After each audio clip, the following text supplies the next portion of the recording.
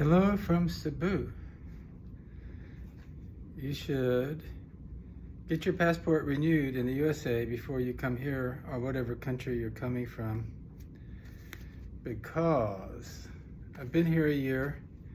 We're here at the Waterfront Hotel in Cebu getting the application actually yesterday for the passport, because if you're in this area you can do it and avoid going to Manila.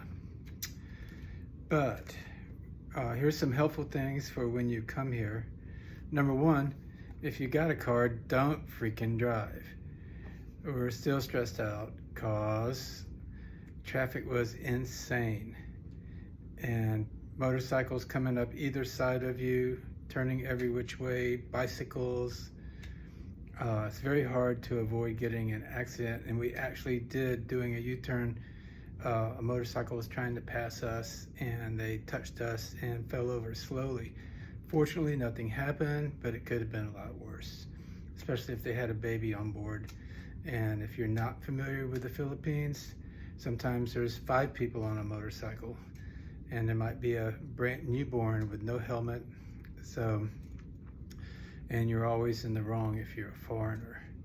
And then after we got through that, somebody cut in front of us and I jammed on the brakes and just barely missed hitting them. So don't drive, take the bus, or if you do drive and when you come into the city, time it so that it's like really early before there's any traffic, and you'll save yourself a lot of stress or possibly landing in jail. And that's the way that, again, for the newbies, you get in a serious accident, that's the way they're gonna sort it out.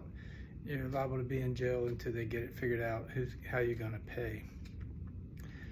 So that's that. When it comes to the passport, you can go to the U.S. Embassy online and create an appointment. And they have a list of things that you need to do. You need to make sure you get a good photograph, passport quality photograph, which are easy to get around here because Filipinos need these pictures for all kinds of ID. This is a paperwork and ID country. So get your picture, get it done right with a white background and no glasses, and don't smile. So you got your picture. They actually didn't ask me. I brought my birth certificate. They didn't ask for it. They only asked actually once I was there for my passport. But you might want to bring that other stuff that might be on the list. I was just doing it for a renewal of a 10-year passport. We chose to stay at the Waterfront Hotel because the embassy is in the basement. And it's a little pricey here, but not too much if you're not blowing money left and right. It's a fun experience, it's comfortable. They got a fantastic breakfast buffet. And they got some restaurants in here. They got room service. You can kind of treat yourself. If you're like us, we live in the province amongst the sugarcane, and there's just mostly Filipino style foods around. We cook at home a lot. So this is a big trip for us. We have a little fun. If you're here, you should go visit the Seaside Mall. It's a huge thing. They got a bowling alley inside. It's crazy. Like today, we may or may not go to the top of Cebu, which is about 30 minutes from here, because they got a real good view on a mountaintop. But again, back to the passport thing. Bring your valid ID. If you have a wife or girlfriend, if you put them on your appointment, they can go inside with you, which can be really helpful, because my wife came with me before and waited outside the whole time because I had my cell phone on me, and you can't take cell phones in. So like in your delivery address for your passport, you should write it all down on paper if you don't have it memorized. I can't even spell half the words here, so write it down. Write down your 2 local cell phone contacts on paper, so you can write it down on the delivery paper for the rider. They use LBC and they'll bring it to your door in the province, but you're going to have to put the province, all the stuff, nearby landmarks, and it should be your girlfriend or wife's name where everybody knows her instead of yours. I did both on mine, and I put her number and my number. As far as getting your passport delivered, they don't really have an option for you to come back here and pick it up. So you're going to have to let them courier it to, and they're pretty secure about that. They send a picture of you along with the courier, and they have to identify you before they'll hand you the passport. So they're liable for your passport, and I guess if they can't deliver it, they're going to return it to the embassy. Maybe you could come pick it up then, but it takes 2 months to receive it. They ask you if you're going to travel, so hopefully you don't need to travel. If something comes up, you have an emergency, you can make an appointment to the embassy and come get an emergency travel passport just for the trip you need to take. Say if you have a medical thing, you need to go to the US or your country, you can do that. What am I forgetting? I don't want to make this too long. Once you're here, even before you come, you can see a few threads on my passport. The Philippines is very picky about damage. You don't want to have any tears on any pages. Matter of fact, they got a new rule at Manila Airport is the people there cannot touch your passport. You have to show it to them, because there's been incidences of maybe they tore the page and then cause you a problem.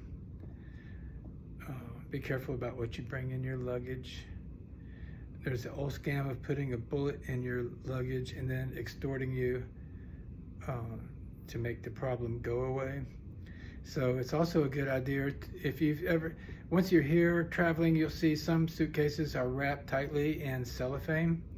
And I think they do that for 2 reasons: to discourage them searching your baggage, and also a prevention method to keep them from planting things into your bag.